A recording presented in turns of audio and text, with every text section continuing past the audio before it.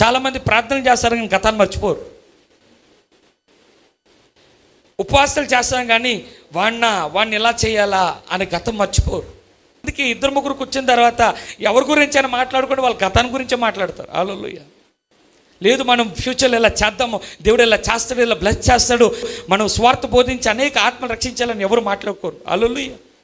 ఒకవేళ నువ్వు వాక్యము బోధించే మరి అభిషేకము మనలో ఉన్నా కూడా, ఒకవేళ నువ్వు గతాన్ని మర్చిపోకోకుండా, ఒకవేళ నువ్వు ఎంత మనం అభిషేకంలో పనిచేసినా మనకి అభిషేకంలో కార్యాలు జరగవచ్చేమో కానీ మనం ఏం పొందుకోలేమంట?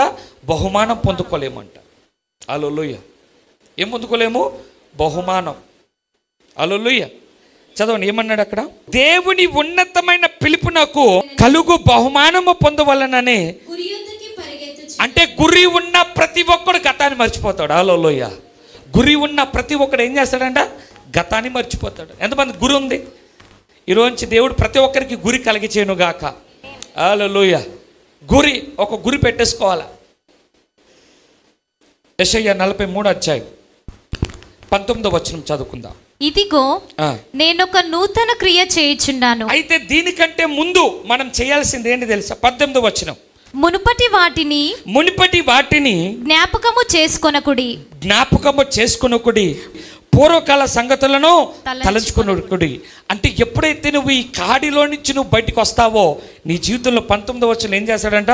ఇదిగో నేను నీకు నూతన క్రియ చేస్తాను. దేవుడు వచ్చి చెప్తాడంటే ఇదిగో నేను ఒక నూతన క్రియ చేస్తాను. గురి ఉందా? నేను ఎవడేమంటున్నాడు అది నీకు అనవసరం. హల్లెలూయా.